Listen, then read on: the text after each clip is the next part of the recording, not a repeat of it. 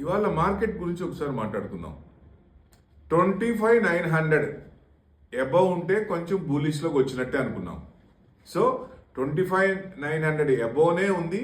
దాదాపుగా మనకి full bullish జోన్లోకి రావాలంటే 26,102 ఆ పైన గనక క్లోజ్ అయితే డెఫినెట్గా మనకి బాక్స్ థియరీ లాగా 26,000 to 26,500 నెక్స్ట్ జోన్లోకి వచ్చినట్టు లెక్క. అంటే 26,000 దాటంగానే నెక్స్ట్ బాక్స్లోకి వచ్చినట్టు లెక్క.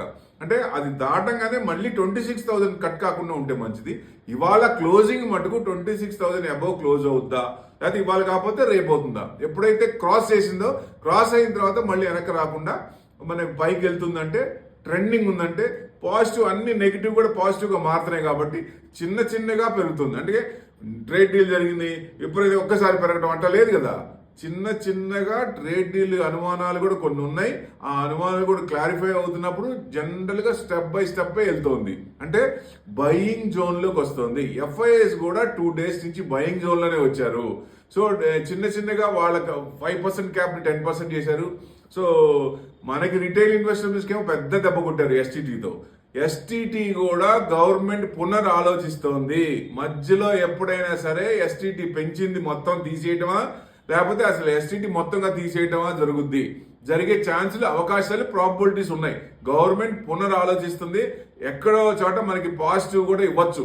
ఎస్టీటీ తగ్గించామనో లేకపోతే పెంచామనో ఏదో ఒక రకంగా రావచ్చు. వచ్చినప్పుడు మార్కెట్ మంచి పాజిటివ్గా తీసుకునే అవకాశాలు ఎక్కువ ఉన్నాయి.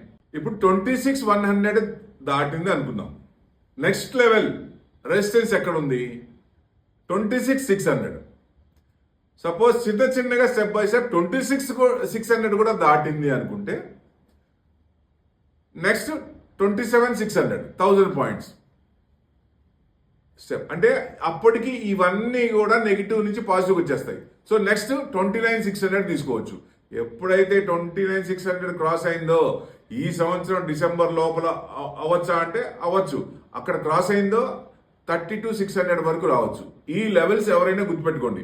ఈ సంవత్సరానికి ఈ లెవెల్కి వచ్చే అవకాశాలు ఉంటాయి. ఎప్పుడైనా సరే బాగా పడిపోయిన సంవత్సరానికి నెక్స్ట్ ఇయర్కి రెండు కలిపి ఇచ్చిన రికార్డులు కూడా ఉన్నాయి. సో ఈ సంవత్సరం 2026 అందరికీ మంచిగా వస్తాయి అని అనుకుంటున్నాం.